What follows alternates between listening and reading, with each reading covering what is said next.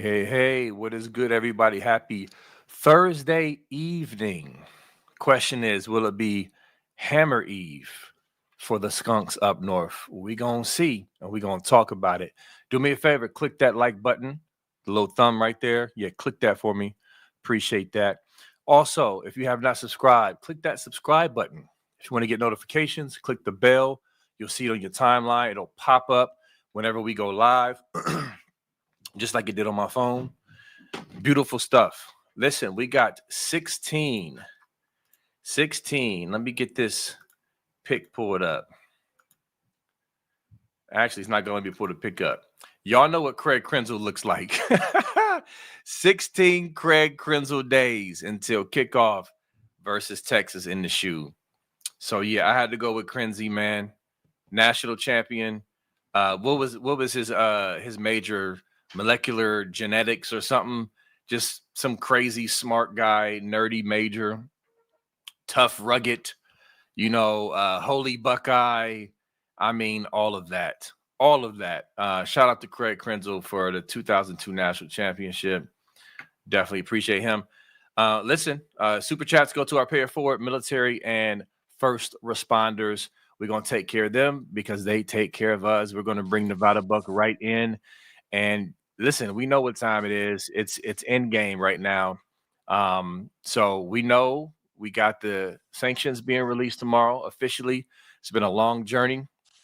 Been waiting on the day, and tomorrow is the day.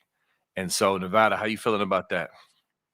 Well, first of all, you went with Craig Krenzel over JT Barrett, man. I mean, come on. Hey, I went back and forth, man. I went Yeah, back and I mean, forth.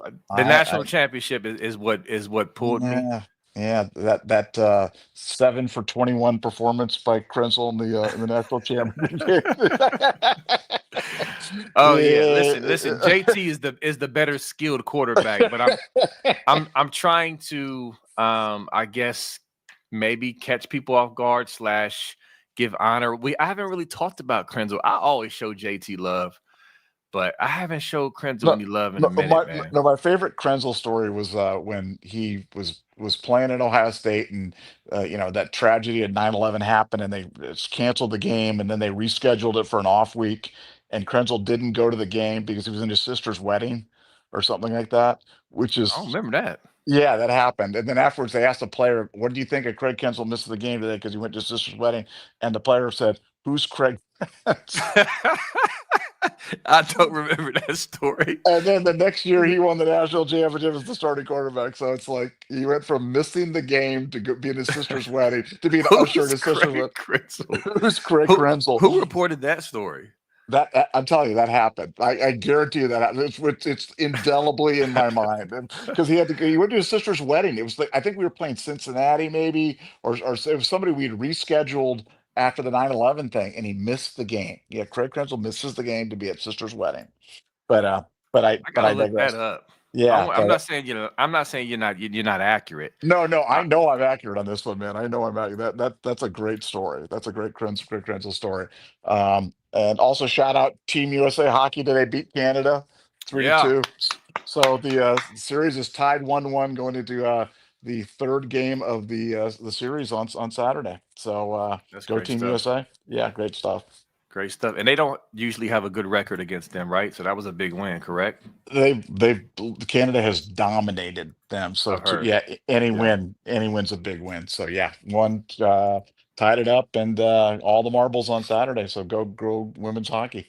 that's good Yeah, stuff. it's Hammer Eve. So I've got the all the stockings hung out around the thing, and we're gonna pull out the hammer log and roast that, and the hammer suckling pig, and we're gonna sing hammer carols here tonight, and very excited. I mean, this is the best time of the year when Michigan gets to find out their sanctions tomorrow. We all get to unwrap the present of the NCAA, and all will be revealed tomorrow. So I'm here for it, man. I'm excited. Yeah. It's like I said, it's finally here. And it's just funny, man. The last 48 hours, last night was another great show. We had Intrinsic and Spiro both on. The people have been clamoring for that. We were able to provide that. It was very fun, very informative. So that was dope. Another long, grinded out 2 hour burger. But no, it was definitely good. And of course, it's been a lot of being in the trenches, the back and forth, and and this person saying this and this person saying that, and this popping up and whatever. So we're gonna go over a few things, as we examine, what we expect tomorrow, because really, there's, you got some people who have completely hopped off, like, man, it's not happening, and some people are like, hold on, man, that don't make sense. So we're going to kind of process that with y'all. We're going to go through that, and kind of hash some things out and kind of tell you where we are. So Nevada, with that said, I know you've been seeing, like, on the board, there's been some people going back and forth on social media. Where are you now? What's your thoughts on the whole back and forth of what's expected tomorrow? Well, I think, I mean, the best thing that I can say from the people that I talked to is nobody really knows. I mean, nobody's really certain because, Michigan doesn't have, they don't have the decision yet. And the NCAA is purposely holding off, giving them the decision because of concerns about leaks and other things like that. So they've kind of shortened the time horizon in terms of, generally it's like a 24-hour time horizon when they give that out. But I think they're literally going to be giving out to them like minutes before they publish this thing. And I find that interesting. I mean, that's a very interesting way for the NCAA to be, to be handling this. So anything that's coming from anywhere is really, it's speculative because nobody. I mean, even people that work at the NCAA don't know because you have to remember the group that does the deliberations and make decisions is completely separate from the enforcement group, from the rank and file that work there at the NCAA. Like, it's a jury. So you're waiting for the jury to come out, the jury to issue its decision. And, very few people have an exact handle in terms of doing it. I mean, there might be some, lawyers, there might be some people obviously, legal that were involved in drafting and things like that. But even rank and file people don't know, and they're saying, "Hey, we're all waiting. We're all eagerly waiting to see how this thing kind of comes down tomorrow." And we know where Spiro and where Spiro's person's coming. I mean, Spiro's person's came out with a really specific thing about a $14 million fine. That's a very specific item right now. So we're reading tomorrow, and there's a $14 million fine as part of these things, then we can all say, all hail Spiro's contact right there, because there's no way you guess at something like that. You know what I'm saying? But no, Mhm. I mean, for me, I've always felt that this was a failure to monitor aggravated. The arguments that Michigan has put forth, through selected releases with Dellinger and other people were not persuasive to me. They certainly not, were not comparable to other comparable cases that have been out there. So for me, this still looks like a failure to monitor aggravated, which would involve 1 to 3 years in a postseason ban. And I don't know how you get around that. And the only way that you could get around that is if somehow they convinced the committee to lower it to a standard failure to monitor. And that just doesn't make sense to me in terms of, what I know about the proceedings, what people that I talk to know about the proceedings, and recent precedent, and what the exact matrix from the NCAA has hanging out. So just on that piece alone, I don't see how they get around having that unless they were able to convince the panel to lower that. And I don't see I just don't see the mitigators there. They're not readily apparent to me. And if that happened, I would really have to kind of piece through that and see what they had considered to be mitigants and what they'd consider to be aggravators. And certainly something like the whole question of whether or not they were a repeat offender. I mean, obviously we know Sharon Moore was a repeat offender. The question is the institution a repeat offender? Because if the institution is a repeat offender, then it's like it's game over for that failure to monitor aggravate. That's like automatic. So I don't know. I'm for me, I just kind of feel like it's been a long process, but nothing in my mind's changed regarding what this should be. Do I think that any outcome is possible with a jury? Well, if history's any indication, in our legal system, in our civils, I mean, anything that we've all seen, crazy jury decisions. See, you never say never, but I'm not seeing anything that persuades me to move off my position now. So that's where I'm at. Yep, I feel you. And again, this whole time, talking to Intrinsic, that's my guy, man. We've been putting our heads together, just looking at this, evaluating, reevaluating, all the other stuff. And we both said, like, we followed the facts on this case this entire time. Like, what makes sense factually, and even, of course, logically. But you start with the facts.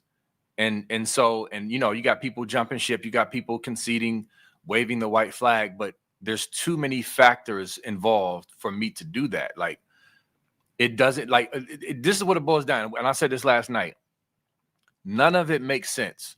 This so-called light sanctions from Spiro's source, who is a Michigan person who's claiming they received word from an NCAA person who would have had to smuggle this information from the clutches of the COI, okay, and get back to Spiro's source and convey this message. Again, if you go read through the criteria and the bylaws, like, they want to keep this airtight. The NCAA, there has to be a level of corruption or looseness within their own bylaws to be able to allow that to happen. The COI is separate from the NCAA purposely. So basically, this is what I want to kind of get into before I get into what I got on the screen, to kind of hit this home for people on what's not adding up. So earlier today, remember, Spiro said it was supposed to be given to them by noon today and then leaked out after that. Okay. Well, apparently, according to Spiro, there was a last minute delay from the COI in delivering the document. So nobody, according to this update, nobody at Michigan has the actual document. They won't have it until tomorrow morning. Catching y'all up. Okay. Remember, Spiro said that's what his source said it was supposed to be delivered today by noon. That did not happen. Okay. Spiro said it was a delay. Fair enough. Fine. The point I'm making is, according to that update, nobody has the document. Nobody actually really knows what the sanctions are. The only way that this supposed source would know is if a rogue NCAA person was able to get this information from the COI, who they're not supposed to be getting information from. They're separate, supposed to be airtight. So this NCAA person got the information from the COI, who's not supposed to give them anything, went back to the Michigan person, and then Spiro just happened to call him about something else, and he just said, oh, by the way, this is what's about to happen. Now, listen, okay, could that be possible? Sure. There's corruption. There's, all types of stuff on every level. But that's what you have to believe if you believe this source from Spiro is correct. Okay. Before I go on, do you think that's a fair assessment, Nevada, of what people have to believe if they believe this source? Well, I don't think there's any other way to get there. I mean, that's the only Right. that's the only path to get there. I don't think there's not an option B. I mean, there's only that. So Right. yes, I totally agree. Okay, so that's what I'm getting at. I'm trying to paint the picture for you guys, because I think we get so consumed with, what's on the internet, our feelings, our thoughts, our fears, our whatever. And it's just like, think it through, break it down factually and logically. We don't know what's going to happen tomorrow exactly, but I'm following what makes sense and what's factual and what's logical. So that's a big part of it, okay? So if anybody's saying they know already, then how do they know? That's the only way they can know. And so you got to take that logical leap to believe that's true. Okay. So the other thing is that Thamel, I know one big thing that people, Nevada, really, they jumped off that really broke them earlier, is when Thamel came out on Pat McAfee and said the same thing he's been saying whenever he's asked about this, for the most part, which was they expect and likely. And he wasn't reporting facts. He wasn't reporting from an actual, like, this is a factual report. he was a mouthpiece for his source is Michigan people. Okay, if you can't understand that by now, if you look at this story, him and Wetzel, okay, how journalism works. Journalists, they will be in cahoots with a group, with a school, with the organization. Hey, you get to break this. This is your story. In return, I'll give you these nuggets. I'll give you this to say. You got to do this for me, and I'll do this for you. That's just how it works. Okay. So Wetzel is speaking on behalf of the Michigan source. They have believed this entire time that they only expect, and it's only likely to get XYZ. So Wetzel is saying that people have taken Wetzel's word as gospel, as if he knows, like he's seen the document. He hasn't seen the document unless what I said earlier, rogue and corruption and breaking their bylaws has taken place. That's the only way. If you believe that, cool. I'm just saying that's what you got to believe. Okay. So again, I really wasn't moved by Wetzel because for the reasons I just stated. So there's that. Now, one more thing, and I'm gonna pass the mic, Nevada. I got the Ross Dellinger article up. Me and Intrinsic thought this was interesting. Ross Dellinger, who I don't think is a shield, I think he's been pretty solid so far. He tweeted out, he said, with the NCAA's decision on Michigan coming Friday, here's a link back to the Yahoo Sports story on Michigan's response to the NOA. In short, Wolverines were not pleased. If the NCAA levies a significant penalty against the school, legal action may be likely. Me and Intrinsic thought that was very interesting that Ross Dellinger posted this. The reasons why we thought that is, Ross Dellinger is a sharp guy, okay, number one. Now, this is pure speculation of what he could have been thinking. So I'll just mention what we were thinking he could have been thinking, which was, there's a lot of rumors out there swirling around about a slap on the wrist and about they getting off light and it's just over. Let me remind people of how we got here to these 6 level ones and to the full hearing. And in the article, and this is a big part of where we got. People want to know, well, you're peddling the hammer and you've been saying this hammer stuff. And well, let's help you out with what helped us get to that point. Obviously, you got, the Tony Petitti letter that set the tone. You got the 6 level ones, everything we got public to us. This letter was another major piece where he says Michigan responded to the 137-page response. And they said, they accused the NCAA, obviously, of overreach, but they said, you're exaggerating aggravating factors and minimizing mitigating factors. I'm paraphrasing their exact words, but that's what they said. Okay. Think through logically and just, context clues and deduce. If you're accusing the NCAA of exaggerating aggravating factors, remember, it's aggravating versus mitigating. That's what determines where you land. If you have failure to monitor, standard, or mitigated, or what's the other one? Standard, mitigated, or aggravated. Yep. Yeah. That's where they determine. It's weighed. Okay, go look at all the bylaws. This is what we've been diving into and studying and looking at. Michigan was arguing with the NCAA publicly, saying, "Listen, you're exaggerating the aggravating factors. Overreach. Why would they argue exaggerating aggravated factors if the NCAA wasn't asking for a failure to monitor failure to monitor aggravated? Okay, that was a clear tip. And of course, the whole article really shows that, hey, Michigan is in trouble because remember, after this article dropped, they put out in the PR, fight. Remember that, Nevada? It was fight. Michigan's going to fight this legal action, blah, blah, blah. And Dellinger is reminding us of that. Okay, this is a part of why we got to the part of, oh yeah, this is bad for them. The hammer's coming. They're not going to be able to escape this because they don't have any mitigating factors. Then after that, months later, they offered up the 2-game suspension, right, as a mitigating factor. And so what other mitigating factors did they have? They weren't cooperating. They didn't offer a self-imposed bowl ban like Ole Miss did. Like, what mitigating factors did they stack up to overcome the aggravating factors of not cooperating, from Harbaugh, Stallions, deleting text messages, just everything they were doing. And I'm missing other stuff, but it's a lot of stuff. So I'm showing y'all we didn't just come up with this out of nowhere. Okay. This is significant. So the fact that Ross Dellinger pulled this back out today, I was like, that's interesting. So anyway, Nevada, I want you to jump back in on this, and because I didn't get a chance to talk to you about this very thing here. What do you think about that?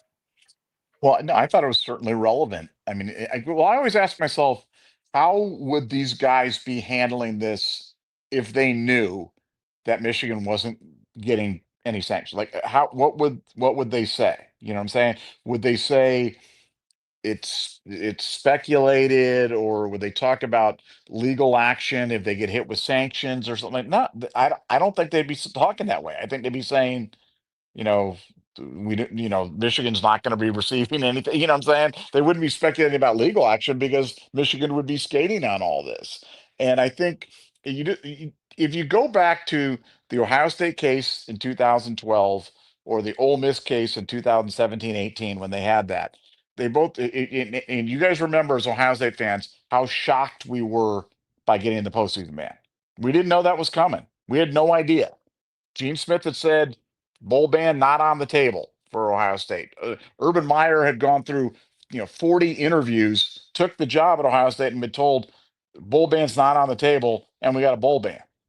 So Ole Miss their chancellor gets up at their press conference, talking about how shocked they were by getting an additional year after they self-imposed, and I believe their AD was Ross Bjork, talking about how they were shocked by all that happening there. So It like, was. yeah, it was Ross Bjork. So like, guys, the schools don't always know what's coming. I mean, we pointed you two very relevant things, Ole Miss and Ohio State, where they didn't know it was coming. So maybe Michigan's got the drop on this. Maybe Michigan's the one that's got the secret thing to the NCAA, and they know and they got it, and they'll have a big laugh about this tomorrow. Or maybe they don't, and maybe there'll be another in a long line of schools that are shocked by something. Because if you're going to cry overreach, what you do is you go out there with an expectation of nothing happening, and then when it happens, you scream, "Oh my gosh, this was not even reference. How can this be? We'll sue, blah, blah, blah, blah." So everything that's happened publicly, to me, is completely consistent with a story of overreach, which I've always felt would be the Yeah. story for Michigan once the sanctions were handed down.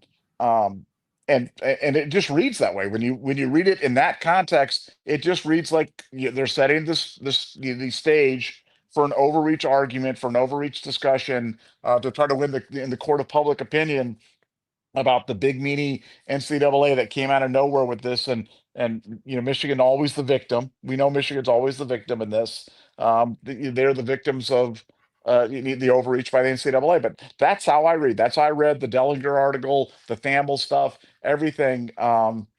And for me to think that Michigan could be shocked or surprised by things when that same thing's happened to other people in the recent past, no, I don't. It's not a reach. They don't know.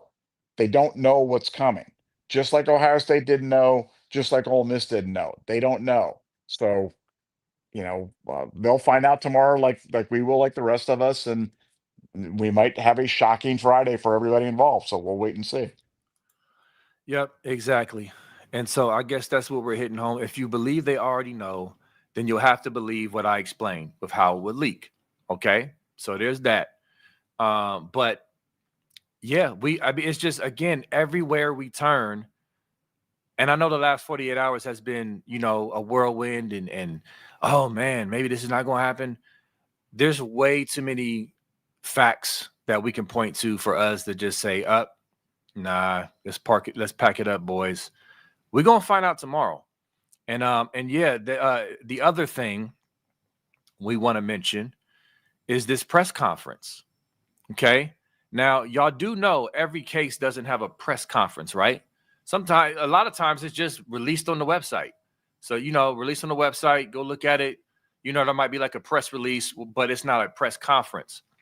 And so, there's been, now we're trying to track down and confirm if it's going to be a teleconference or if it's going to be like an in-person press conference.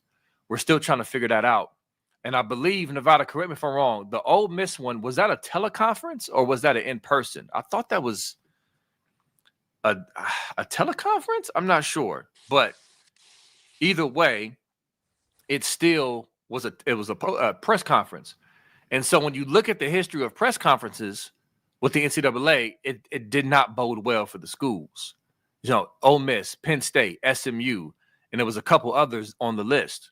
And so that's another data point to consider, that if this is going to have a press conference, which clearly in the ESPN article from Wetzel and Thamel, it is going to be a press conference. I mean, look at the history of that. That's something else to consider. Because the thinking is, okay, and listen again, maybe our minds will be blown and they get off, and like Nevada said, they got the secret sauce to the NCAA. They get the special treatment other people didn't get. Maybe that's going to happen, but it's just like you're coming to do a press conference just to say we're fining you $14 million and Harbaugh's out of here for life. I mean, just doesn't make sense to me. There's too many things that don't add up to equal. Yeah, this is over. They're going to get away with this. Slap on the wrist. Michigan had this nailed the whole time. But one other thing, Nevada, as I was reading through this Dellinger article, is that, again, when Michigan was responding to the NCAA, it was all types of outrage and scathing language and we'll fight you and legal action, right? And Dellinger reminded us of that today. And so Michigan, the NCAA responded, or they took their letter and, they evaluate and whatnot. But even after that letter, correct me if I'm wrong, Nevada, they still went to a full hearing with the 6 level 1s and the 5 level 2s still in play, correct? I'm going to stop there. Is that true? That is correct. That is correct. So even after hearing the attacks from Michigan and the threats and their argument of, hey, you're exaggerating aggravating factors and minimalizing mitigating factors. 137 pages. I mean, Michigan unloaded the clip, but yet the level 1s and level 2s were still intact. Okay? The NCAA was unmoved by that. Then they go to the COI, which is hardly ever done. Okay? And yet we have to believe, if that's the case, then the COI, like Nevada said, you never know what a jury will do, but they just completely, after all those months of the NCAA not budging on their evidence, they just said, oh, no, we're going to overturn this and we're going to let them off. Okay. I mean, that's fine.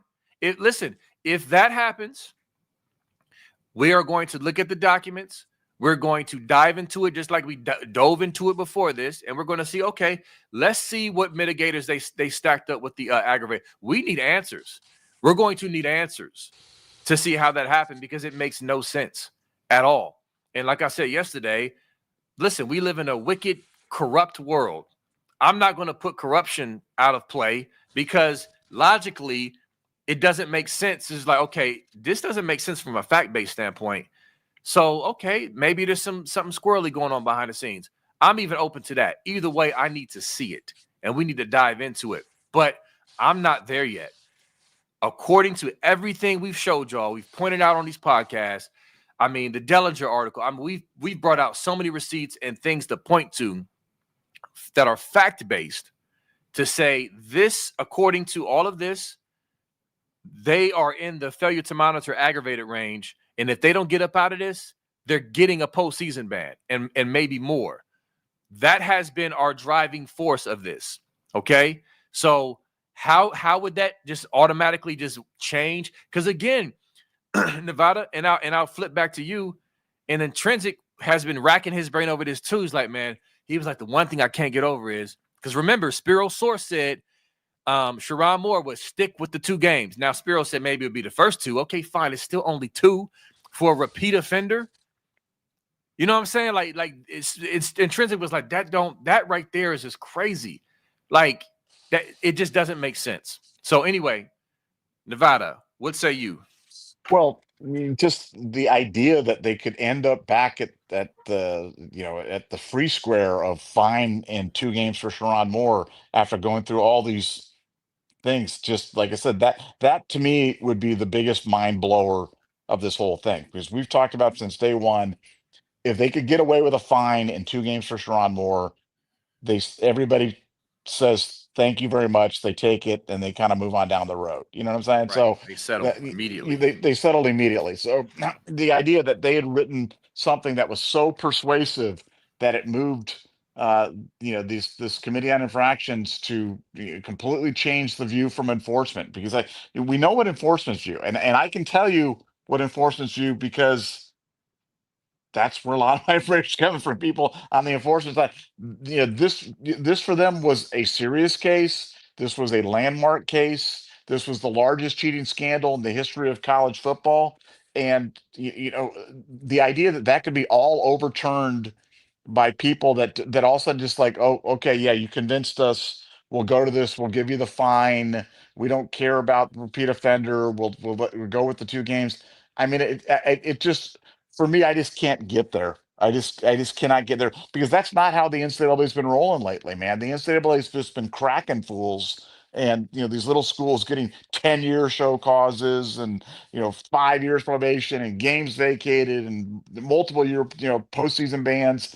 And the idea that Michigan could just walk away unscathed in this with a fine, and so something that they could have, that would have had to have been offered 57 times from Michigan during the negotiated resolution. And for some reason, the NCAA is like, no, no, no, that is not enough.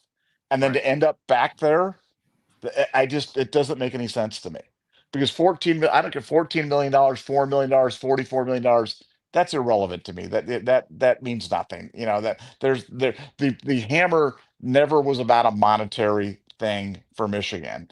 Um, and stuff for Harbaugh and Stallions. That's look, that's all great and that's all good. And we know those guys, lifetime ban, whatever. Who cares? What I'm saying? Stallions are relevant and Harbaugh's gone, so that doesn't matter. And I just always laugh when I hear these bleeding heart arguments about, you don't want to punish the kids that didn't do anything wrong and they weren't here for it. Well, where was that argument for Ohio State in And 2012? Braxton Miller and And Carlos Hyde Braxton, and yeah, well, those Ryan guys, Shazier. yeah, they didn't do anything, but nobody was like having a pity party for them. And again, this thing, there was an article by Dan Wilkins that talking about, well, this low-level staffer that was involved in stuff. This low-level staffer that was involved so deeply that Central Michigan somehow sought him out to get his services, and was encouraged by Jim McElwain, the head coach of CMU.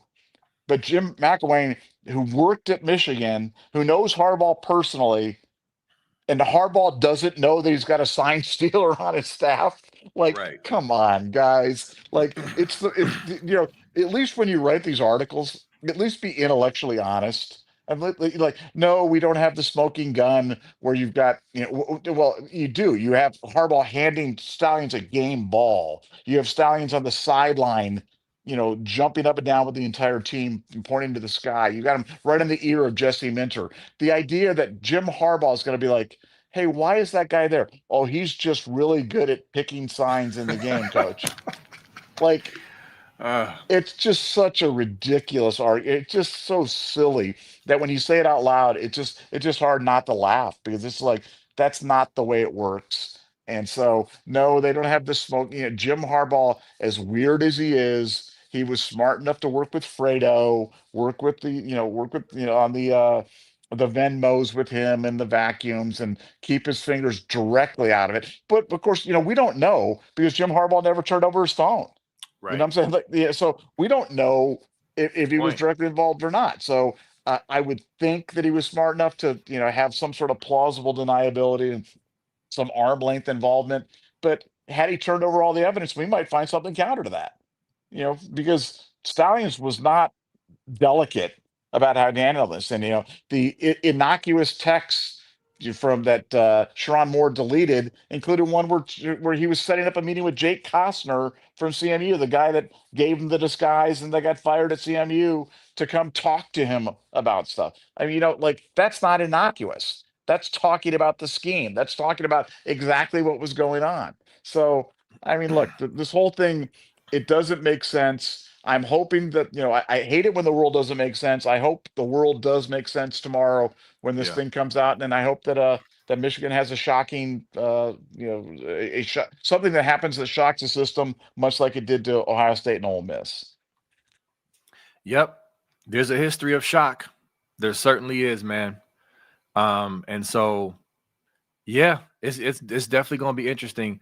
But I want to repeat this, or I want to elaborate on this, I should say, because Nevada, I don't want this to be lost in the sauce of the hammer. Okay, because again, with all of this stuff, the hammer has become a buzz phrase, and you got people on each side of the hammer. Like I said, even Buckeye fans who are rooting against the hammer because they hate Buckeye Scoop. So you got that element. It's a lightning rod. This is one thing I don't want to get lost in this, is that Michigan cheated. Do you understand? Regardless of what happens tomorrow, if they get cracked with the full gamut, or if they get off with the corruption that we haven't seen in years, it doesn't matter. They cheated. Okay, that has been established. Michigan admitted to it. They just tried to say they didn't do it as much as the NCAA is claiming. They did admit to scouting. They said it was only 8 games. The NCAA is saying it's way more than that. Okay, so they cheated. All right, they determined the outcome of games by illegally recording signals, uploading them, marrying them up with plays so they can have an unfair competitive advantage. In the Tony Petitti letter, it said the goal was to gain an unfair competitive advantage. Okay. This is not $100 handshakes. This is not tattoos. This is not any of that stuff. This is affecting the actual games by illegally obtaining your team signals, by recording them and having a whole spreadsheet, having a whole operation funded, all of that stuff. Michigan cheated. That 21 from 23 window is tainted. Nobody should respect it. I would never respect it. And so that cannot be lost in all of this. Okay. When the report comes out, regardless of what their sanctions are, it will be detailed. Okay. People will be reminded. It's already been put out there. There's enough information. The Tony Petitti letter lets you know that they were cheating. They said no one can prove. They said uncontroverted evidence. It's already been established. Michigan didn't disagree with the fact that they cheated. It's just how much. Okay. They cheated. All right.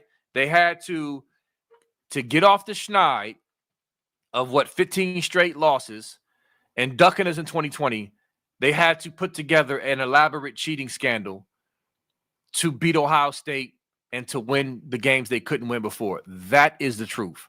So regardless of what happens, listen, you can troll, you can celebrate, you can do whatever you want. Ha ha, you were wrong, or yeah, you were right.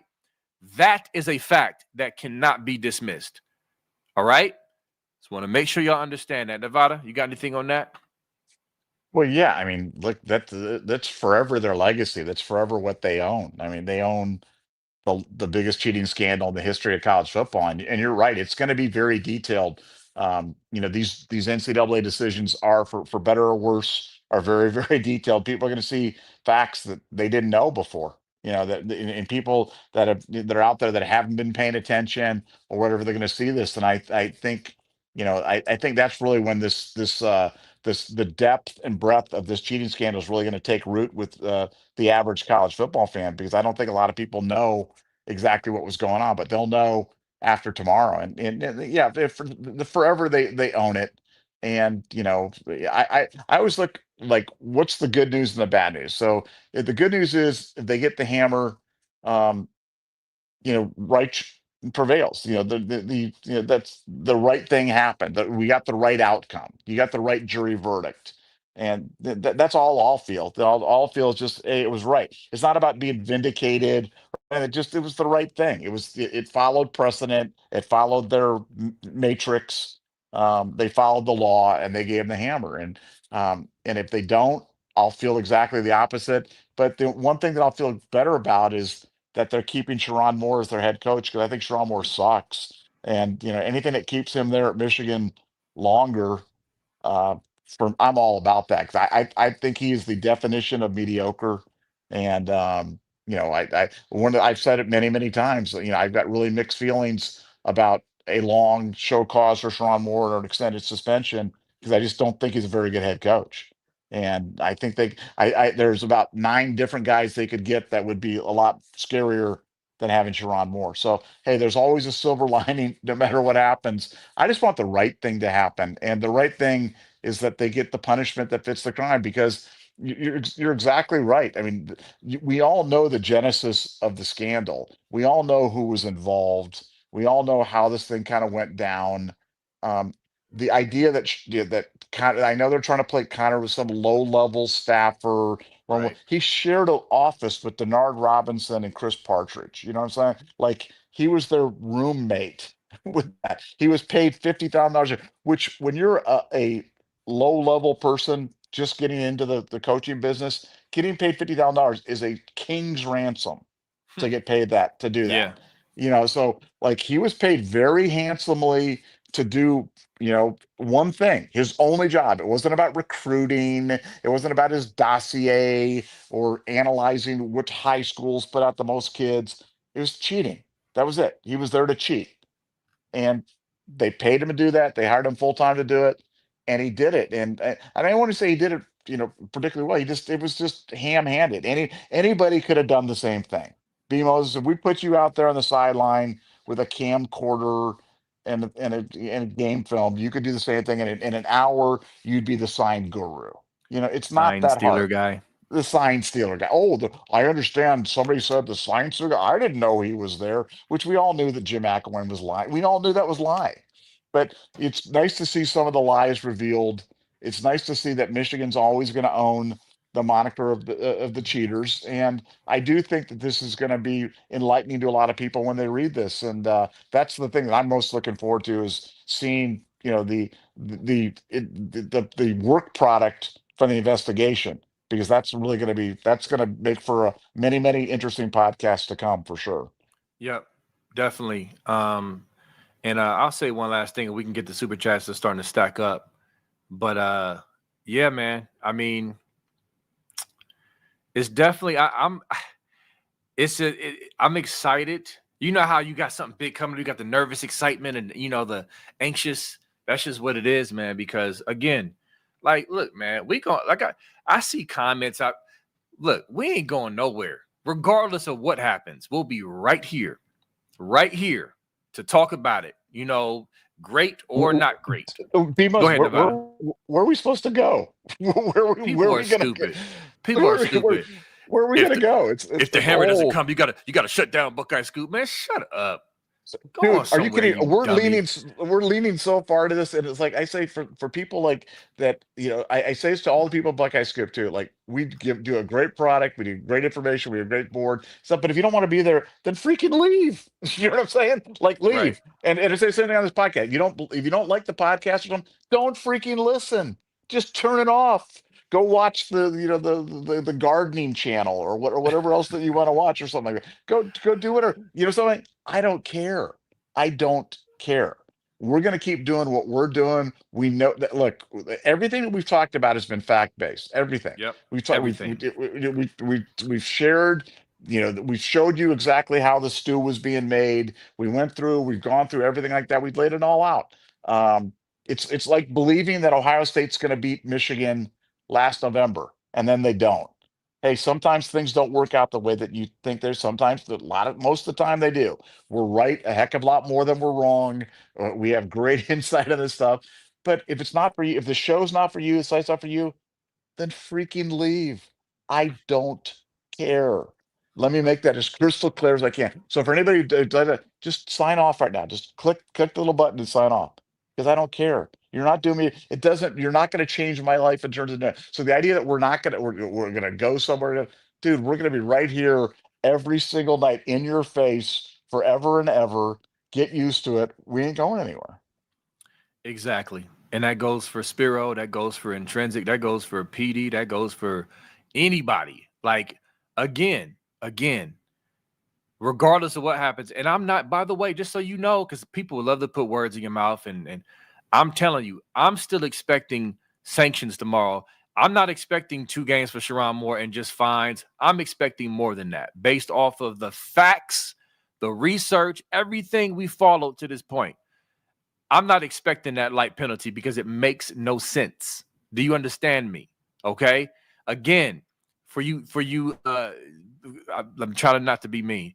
For you people out there who lack comprehension, Buckeye Scoop, everything that we've pointed to the hammer for has come from fact-based research. We've showed you where we're getting it from. I even reminded you where we got a big part of it from earlier with the Ross Dellinger article. That's not something we made up. That's not something we said a shadowy source came up with. That is a very important data point that let us continue to lead us down the hammer path. It should have led all of you down the hammer path. Okay? So it's just facts and logic. Now, again, facts and logic doesn't always prevail. We're going to find out tomorrow if it does or not. I think it will, but we're going to see. But yeah, like Nevada said, listen, man, y'all some goofies, all right? Regardless of what happens, and I'll wrap up with this, we're going to stand by our research and our fact-based research, period. That goes for all of us. And so if scum gets off, it's because something happened, corruption, something, they got special treatment. None of it lines up with actual justice if they get off. And that's kind of our point. Nevada, you want to say something before we go into super chats? Well, no, that's like I said, I haven't agreed with every jury decision that's ever been made, and we don't need to relitigate famous jury decisions that we have question marks with. But hey, yeah, we'll see tomorrow. I have faith in the NCAA. I have faith in the recent decisions by the NCAA have given me a lot of faith in the process. Some in the past didn't, but recently I think they've been doing it the right way. So I'm optimistic and I'm confident they'll continue to do it the right way tomorrow, and hopeful that they have the wisdom to follow their own statutes in terms of doing it. And I'm confident they will. So we'll see. Yep. Bottom line. All right. So we got some super chats.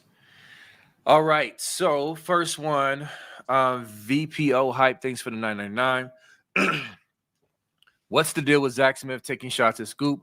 Always like his honesty right after he was let go. He seems to think he is appealing to a national audience. Felt it was cheap. So listen, man, I kind of addressed a little bit of this last night. Like, this stuff is silly to me. I'm not on that.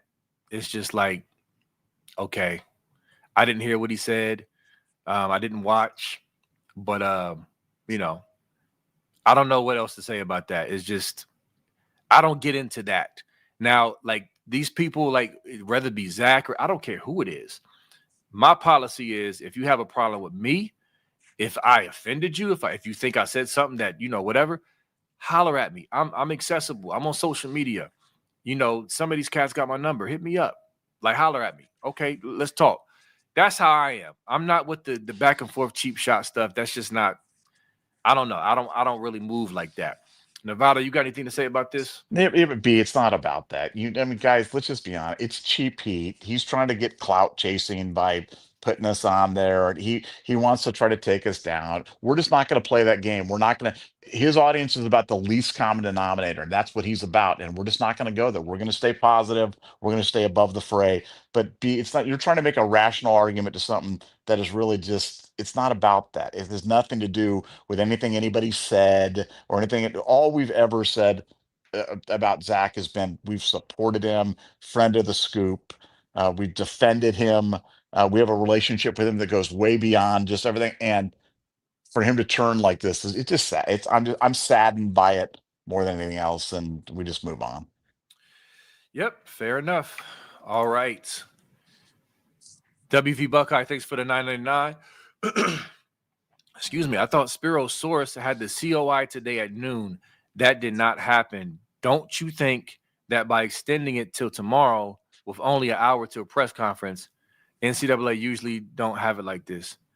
So I'll let you jump on that first, Nevada. What you got to say about that?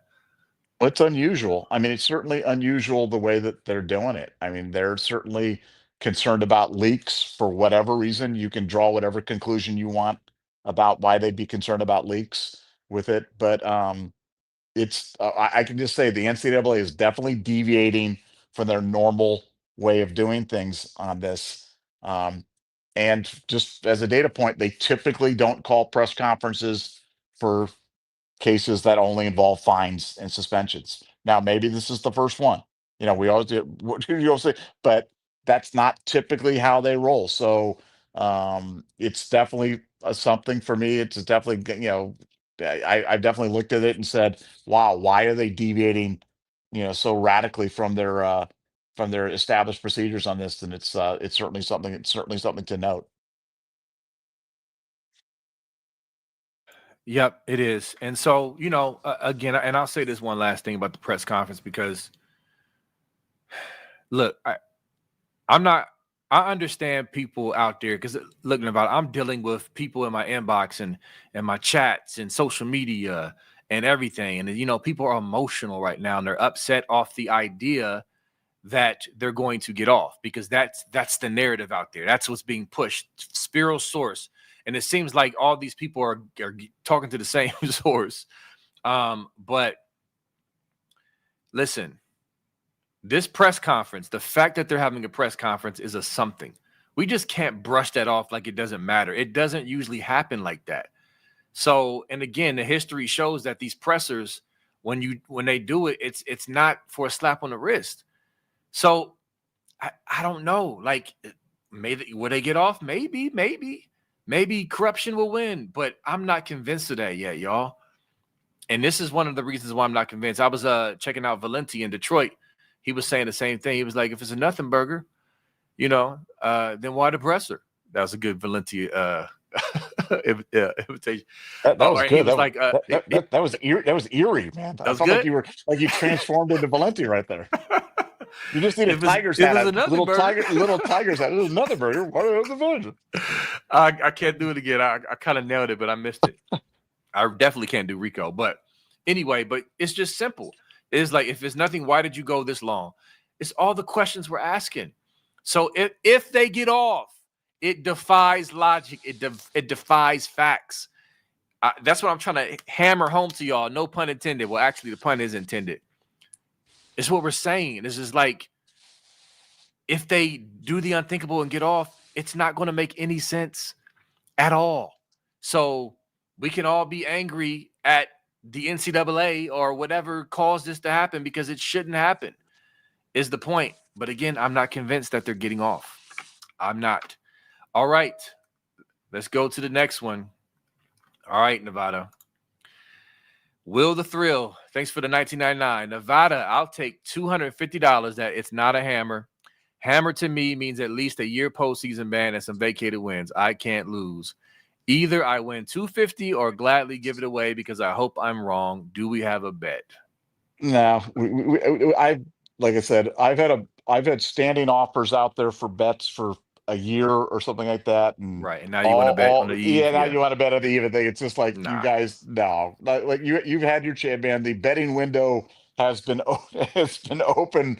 I mean, I have been willing to take all comers now for almost 2 years, and then you want to come like 12 hours before the thing in terms of doing it and try to book action. No, I don't. Yeah, no, I don't accept your bet on the eve of the. It's kind of like when the fighters walk into the ring, they kind of lock the action right there, and there's like, no, no, now you got to go to live betting. So if you want to give me odds or something like that, maybe we'll discuss that, but not on the eve of the thing. No. Yep. So thank you, sir.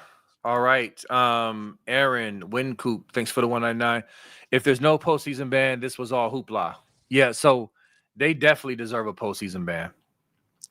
This case is as failure to monitor aggravated as you can get. And that's a 1 to 3 year postseason ban. That's the range. And going back to vacated wins, because I saw the chat talking about vacated wins. Listen, the NCAA, they have room in their bylaws to vacate wins if it's not just a simple, oh, this kid took a inducement, so he's ineligible, so we got to vacate these wins. There's room in their bylaws. They can do it. If anything that's outside of the typical ineligible player stuff would cause a win to be vacated, it's this. Okay, again, Michigan cheated is not a question mark. Okay, it is a fact. They cheated. The only question we have is, what will be their penalties for cheating? Okay. It was in-game cheating. I'm repeating to y'all. They cheated. So they impacted games on the field. I already told y'all what the verbiage has been. This is, I can't think of anything better. Matter of fact, I think vacating wins in this case is stronger than vacating because, Johnny Jenkins, the running back from SMU, got, some money. Like this, if you vacate any wins, it's this because you're striking right at the heart of the integrity of the game. Okay? So listen, we're going to see tomorrow, but there's absolutely no way these games should not be vacated. Period. Nevada, you got anything on that?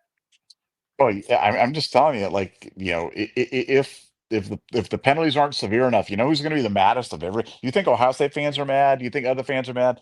The enforcement staff at the NCAA is going to lose their mind, and I'm telling you, there'll be resignation. There'll be people that will leave the NCAA if that happens. I mean, you talk about hoopla. I mean, they've spent years of their life investing and laying out a case on this thing, Yeah, and because they believe that's how we got to this point is because people in the NCAA believe this was serious business, not just hoopla. So we'll all find out here in 12 hours, and we'll see where this thing falls now. definitely. Flamethrower Julian, love that name. Thanks for the 10. Thamel got his info from Spiro, not a Michigan source. Probably so. It does seem like Nevada and Funky was saying this earlier. He was like, man, doesn't it seem like everybody got the same source? It's like, it's like a lockstep thing. I believe that. And real quick, I had a buddy of mine. I was just hitting back. He admitted when I said earlier, like Thamel broke a lot of people. He was like, man, I ain't gonna lie, Thamel broke me. In his reporting because and I appreciate his honesty, but I did not respond. I said, but you see my retort, right? It's just like if you're emotional, you're upset, you want to see justice. And then you got this reporter who, okay, he's sitting in a seat of authority. He's a reporter. But when you break it down and dissect it and think about it, and like, okay, hold on. First of all, likely, expected. He's not saying this is an actual fact of what's going to happen. He's saying that this is what Michigan is expecting. They're not expecting postseason bans and vacated wins. They don't think it's likely. That is not the same as this is a certified fact. You see what I'm saying? You gotta eat the meat, spit out the bones. You gotta, you know what I'm saying? Get to the nitty gritty. So anyway, with that said, Flamethrower Julian, regardless, his source is coming from Michigan. All of this stuff, Nevada, as you know, we don't expect this, we don't expect that. This has been repeated throughout this process. This stuff is not new. What's being said in the 11th hour, this is not a new revelation from Michigan. This is what they've maintained from pretty much the beginning. So again, when you kind of sift through the emotions and the anxiety and just say, okay, this is not really different.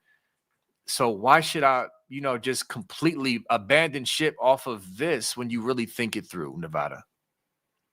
Well, yeah, and I look, I found in these things, it generally all does come back to one source, and that's true on. I'll see that on recruiting articles all the time, or on stories, national stories, international stories, political stories, or something like this. It generally does come back to one source or one piece of information. That's why all the information seems so. And people think it's an avalanche. Oh, they're all saying the same thing. It's an avalanche. It's going. No, Right. they just all read the same source. Yep. So Yep. yeah, That's a good point. there's definitely a distinction. And real quick, and we'll get to other super chats, but I mean, I don't want y'all to underestimate the power of narrative and the power of PR. Listen, Nevada, I'm even reminding myself of this, and I'll remind you, and I'm not saying that in a condescending way. I'm just saying, like, bro, we talked about this months ago, about how they're going to cry overreach. It's going to be a PR blitz. It's going to be very coordinated. Like, if that's the case, and there's been no sign that we've been wrong about that, because again, when that Dellinger article came out, what happened? Fight. It was all types of fight, scam web, all of them. They would start pushing their narrative. To me, this is a continuation of that. Like, if you're going to cry overreach, doesn't it make sense to set it up so that when the sanctions hit much harder, you're blindsided and the overreach is more believable. Like, I'm just saying, just saying. So Well, that's how you would frame. I mean, how they would frame it is exactly how it's come down. Now, whether it happens that way, we'll find out in 12 hours or whatever it's going to be. But if they were going to set up an overreach argument, this is exactly what you would do. yeah, So, I mean, there is that for sure. That's just a fact. yep, definitely. Joshua Dillon, thanks for the 5. Thanks for being a Scoop Ultra member. Excuse me. Honestly, it's incredibly hard for me to believe nothing will happen to UM. If nothing does, then flip it. Ohio State needs to do what they need to do. Like Nevada said earlier, let's just, tap into helmet cams and get it cracking. You know what I'm saying? Yeah. Give me them pre-snap reads. Go ahead, Nevada. No, seriously. I mean, at that point, it's basically, I mean, there is no punishment for, I mean, it's basically like the purge where there's like no rules and you just Yep. just do whatever you want to do. And I don't know if that's the world that the NCAA wants to live in, and that's what the world they want for college football. That would certainly be the message to be sending by letting somebody like this skate on something like that. And they'd also be throwing their whole thing about exemplary cooperation out the window. They'd be making that a joke because I want to hear the arguments how Michigan was an exemplary cooperator. That would be comedy gold to read that. So Man, yeah, you just got my mind going about the Tennessee. Remember, Sports Talk Jay. Remember what he said? He said the NCAA was still talking about giving him a postseason ban, even with all of their exemplary cooperation, yeah, until they really fought back and said, "Listen, we know, like we've been the model of that, and you're going to try to hit us with a." So that's another thing to point to is just like, how would Michigan get off without corruption or some type of crazy something slimy going on if Tennessee and all of their cooperation was still about to get cracked with a bow band? Like, it doesn't make sense. It's just no way you turn does it make sense. Okay? We're going to keep on hitting that home. All right. I thought this was really good. WV Buckeye, thanks for the $4.99. This is just like the fellow who was banging on his barometer because it was reading so low. He died in a hurricane. It was right all along. What you think about that one, about it?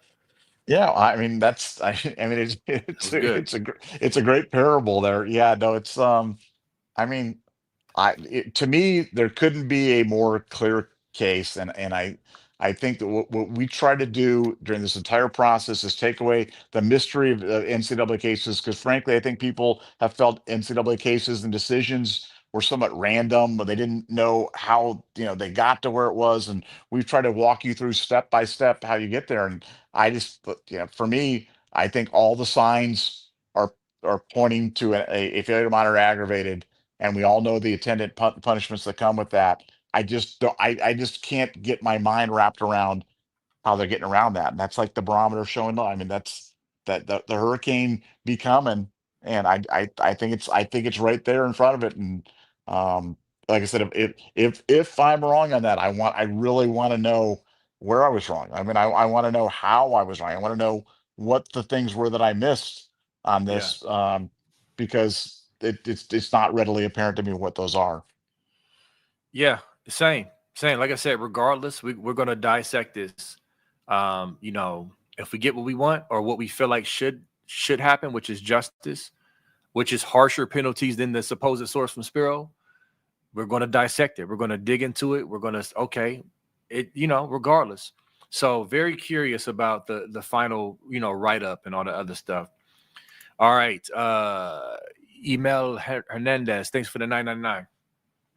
Scum knows their life is over on Friday. What is the only thing to get any joy? Leaking BS to Spiro to watch the Suckeyes lose their minds. Spiro was perfect. Was the perfect one to get them a laugh before the hammer.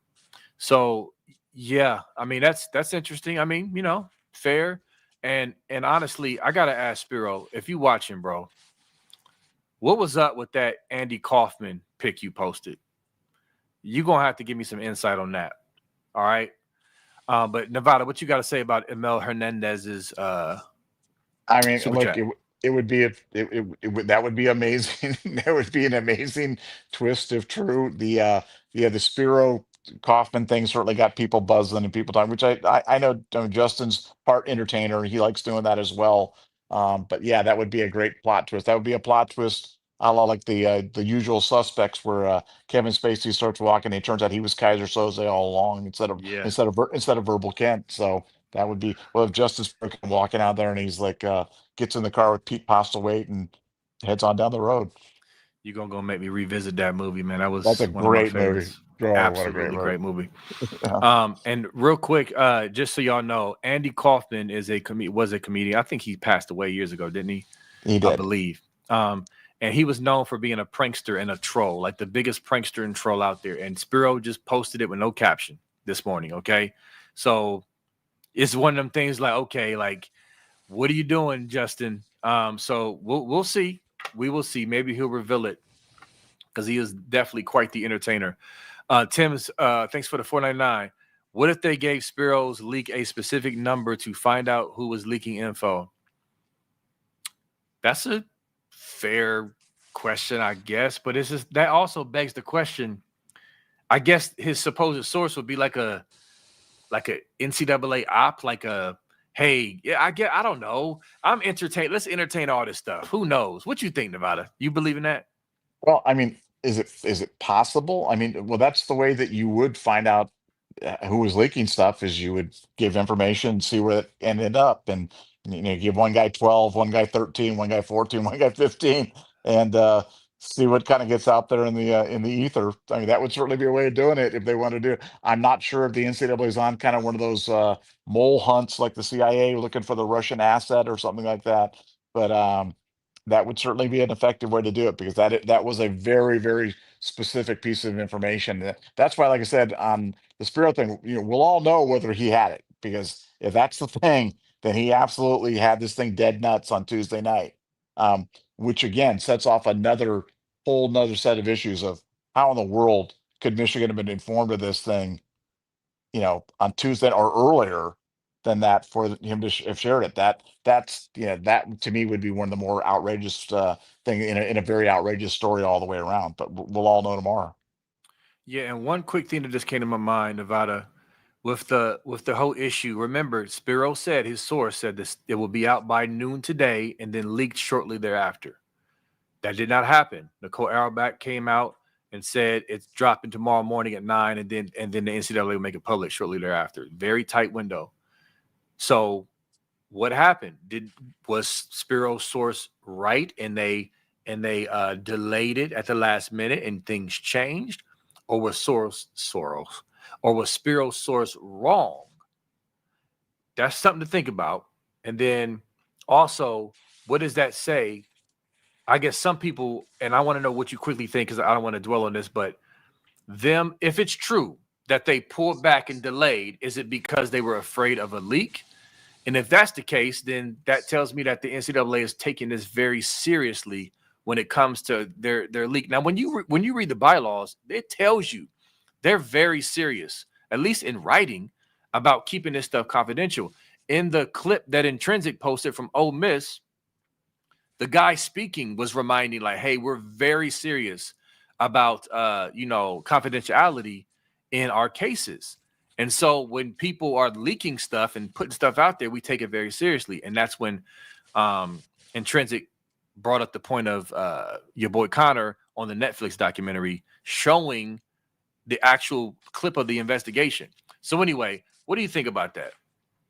Well, again, I think it just depends on what side of the argument you fall on. I mean, I think you could look at it and say the NCAA is, worried about information getting out because the information's been so accurately portrayed, um, in social media days before the thing, and they want to prevent that from happening on this, or that they take it really seriously and they don't want any information getting out there because it's going to be shocking to those people involved, and they don't want that to be out much before the investigation comes. So I could really argue either side with, but it is interesting.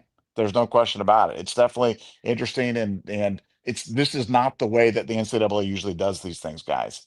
It's a deviation from normal, and that's certainly intriguing. Yep. And they don't usually do pressers. Nope. Just makes you think. I'm just No, saying. no. All right. Blurgle Schnurgle, thanks for the $4.99. Vindication Day is upon us, my brothers. After so many years of ridicule, what time is the Hammer Day live show? B. Moses has taken the torch with a plum. With a plum? With a plum. With a plum. Yes, definitely taking the torch. With a plum. But with a plum. With a plum. I don't know where did that accent come from. I don't know. Just came out of nowhere. It's weird. But yes, Vindication Day. Listen, regardless of what happens tomorrow, the dirty truth, detailed truth of Michigan cheating will be revealed. Okay, it will. So again, if we don't get our desired hammers, because there's levels, this many postseason bans and this many vacated win, whatever, it will be detailed and confirmed once again in finality that Michigan cheated. They had to cheat to beat their rival, and they had to cheat to win games. That in itself is vindication.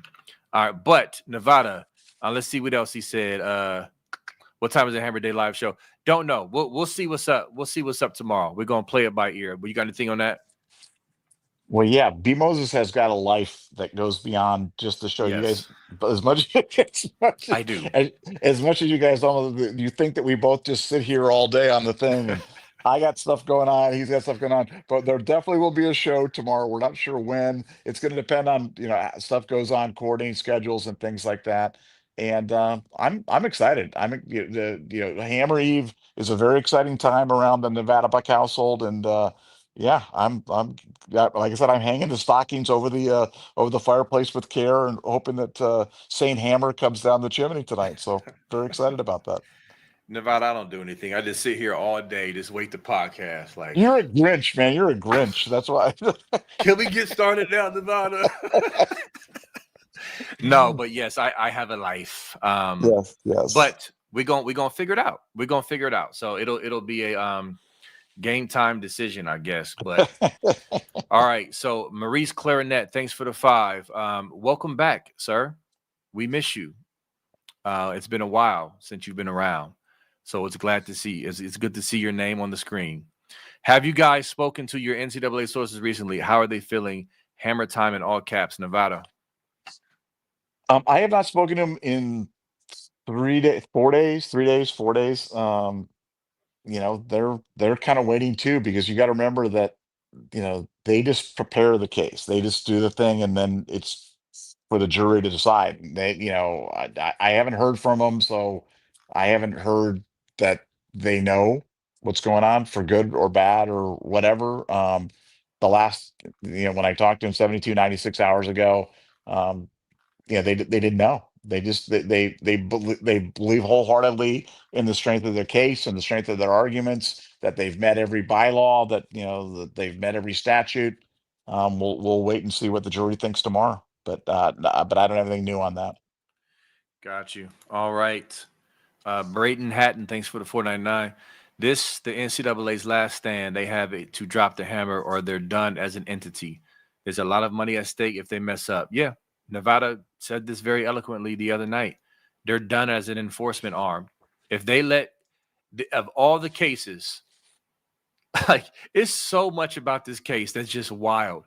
They handed evidence and pretty much a case in their lap on a silver platter. Whoever it was, I know Michigan thinks it's Ryan Day's brother, but this case, Nevada has said over and over again, this is one of the most well-documented cases. Again, the thing that set us off in the beginning was that Tony Petitti letter, where they talked about how they got evidence. They got you. It's uncontroverted. We know and can prove. Like, it's a wrap. They even told Michigan State, you don't have to play Michigan this week. When has that ever happened in your lifetime? They came out the gate so serious. Let me say this real quick, because I just get irritated. Why are y'all so serious about this hammer? Why are you putting so much emphasis in this? It's not that big of a deal. We made it a big deal because they made it a big deal. In that letter, go read the letter. They came out the gate, guns a-blazing, saying, yo, Michigan State doesn't even have to play this week. If Michigan State would have said, all right, we're not going to play, they wouldn't have played. That would have been a first time ever in history that that teams didn't play for that reason, that I can remember, maybe back in the 1897 or something. but not since we've been alive. So it's like we took that seriously and we continue to take it seriously. And just people just forget that. You know what I'm saying? So if they were to get off, it's just that's just another major data point of why it would make no sense. And the anger, all of our anger, not just Ohio State fans, Tennessee fans, whoever, anybody who appreciates the integrity of the game, the anger should be directed at the NCAA if that happens. I'm not convinced that's going to happen. I'm just saying, I know that's what's out there. I know people are hurting and think it's a wrap. I'm speaking to you, okay? If that were to happen, that's where the anger, we're going to direct their anger at that because it's an injustice. But like Nevada said, I still have trust that the NCAA will do what they've been doing even recently, which is laying down the law, cracking down with show causes, harsh penalties, and all of that. And so there you go, Nevada. No, I completely concur. I mean, I think this is their last stand. If they lose it, they've lost so much credibility on all things regarding player compensation, NIL. They've been completely taken out of the the realm on that stuff. This is all they have left, is enforcement. And if they bungle this one, if they fumble the ball on this one, I completely believe that I believe they'll be done as in any way. I think this will hasten it because I think that there's going to be widespread ridicule of the NCAA of this mess, and I think there'll be widespread defections of people within the NCAA if they blow this one too. So Yep. lot at stake. Yep, definitely a lot of stake. The Bob Stoops, the Big Ten coaches, the coaches in the New York Times article who anonymously came out and said this was terrible. There's gonna be backlash if that's the case, because if you can't get this right, you can't get anything right. So Jim Duchelle, our guy, thanks for the $9.99. Just keep doing what you're doing. We will, brother, and it's easier to do what we're doing when we got people like you in the room to encourage amongst all the hate and all the negativity that comes with this job at times. You are one of those cats who just injects positivity and encouragement. So we greatly appreciate you for that, Nevada. Yeah, I mean, he's one of our rocks, man. We just appreciate having you around. And like you said, yeah, the positive energy is great. We want to keep the show positive, keep it above, and that's, having great people like Jim on board and part of the Scoop family is really what this is all about. So thanks again, Jim. Really appreciate it, man. Absolutely. Philip, Polite, thanks for the 5. We've invested not 2 years, 4 years into this with when it started. I want to see Ryan Day absolutely demolish these bums this year. I believe they will. I believe the monkey. First of all, I'll say because Michigan fans love to say they deflect from the actual cheating and say, "Well, explain last year or this season." It doesn't have anything to do with that. Yes, we blew it this year. We lost the game we had no business losing. I believe a part of that was in Ryan Day's head was the losing to Michigan, his family being threatened, the pressure that came from the actual cheating, the wins on the field that came from cheating affected this year's game. And Ryan Day effectively doing what he should have done in that game to call a better game, to whatever. Okay. So, yeah, with Ryan Day, everything that came along with that, I think the monkey is off his back now with winning the natty, and he's going to go back up to Ann Arbor, and that 2019 Ryan Day is going to click back in, and we're going to get after him. We will beat Michigan in the big blouse this season. Nevada, what you got? Well, I think what happened in 2024 was a direct result of what happened in 21, 22, and 23. I think it's affected Ryan profoundly in terms of the way that he's tightened up in these games and called games and things like that. So even though they weren't cheating in 2024, the cheating from 21 through 23, I think I think that affected Ryan. And I agree with you. I think once he ran through everybody in the college football playoff, I think he's got the monkey off his back, and I think we've got old swagger Ryan back. And I think that's gonna be bad news for Michigan. 2025 will be favored in the game, and I'll be betting the Buckeyes. So I believe. Yep. Yep. Absolutely. All right. Slush 23. Thanks for the 499. How do you have a child molester, an illegal sweeper business, then a legal sign stealing business all in 1 year and get nothing? Makes no sense. So just for some clarity, Slush, some of that stuff, I mean, is outside of NCAA jurisdiction. Other stuff may come later. I don't know. This is specifically for the sign stealing. So I just wanted to clarify that. But either way, to your point, I think the larger issue is we talk about stuff being underreported, and I go on rants about how Tatgate was overreported and over criticized and just overkill. You talk about overreach from the media. Tatgate was awful. You would have thought Tatgate was Jerry Sandusky or even, I don't know, something like that. And this, with Michigan, is not getting nearly as much press. I'm telling you, I don't know what it is. I kind of say that. No, I kind of know what it is, but it still doesn't make sense. If this was Ohio State, y'all, this would be 10 times worse in the media. 10 times worse. And so I don't know, man. It is what it is. But again, we're gonna see tomorrow. One thing at a time. We're gonna see what's up with tomorrow. Nevada, what you got on this?